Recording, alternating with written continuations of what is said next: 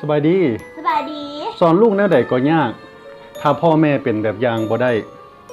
เพราะว่าลูกจะเบิ่งพ่อแม่เป็นตัวอย่างอันดับแรกเสมอฉะนั้นพ่อแม่จะเว้าแนวหนึ่งแต่เฮ็ดแนวอื่นบ่ได้เช่นพ่อแม่อยากสอนให้ลูกเป็นคนกล้าหาญแต่พ่อแม่เองสักพัดเป็นคนขี้อายมันก็ยากที่จะกระตุ้นให้ลูกเปลี่ยนแปลงได้หรือว่าท่านสอนลูกให้ฮักการอ่านแต่ตัวท่านเองบ่เคยเปิดปื้มอ่านเลยลูกจะฟังท่านบ่ฟังบ่ฟังลูกบ่ฟังย้อนว่าคนที่สอนเขาเฮ็ดบ่ได้ลูกจะเบิ่งจากตัวอย่างของพ่อแม่มาก่อนเสมอพ่อแม่เฮ็ดหยังลูกก็เฮ็ดตามนี่เป็นกฎอมตะที่เที่ยงกงที่สุดเป็นแนวนี้มาหลายพันปีแล้ว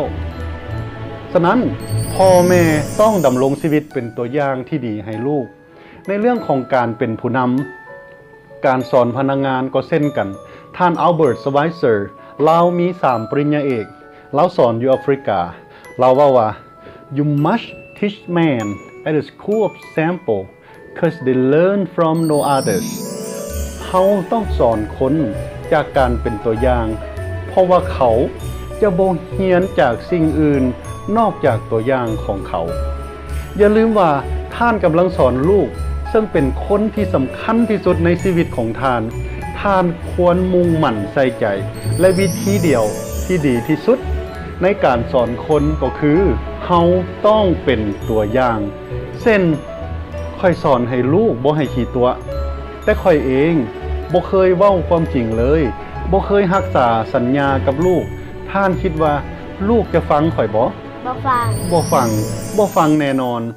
ถ้าเฮาอยากให้ลูกมีอนาคตที่ดีเฮาก็ควรเป็นแบบอย่างที่ดีมันก็จะกระตุ้นให้เฮาปรับปรุงโต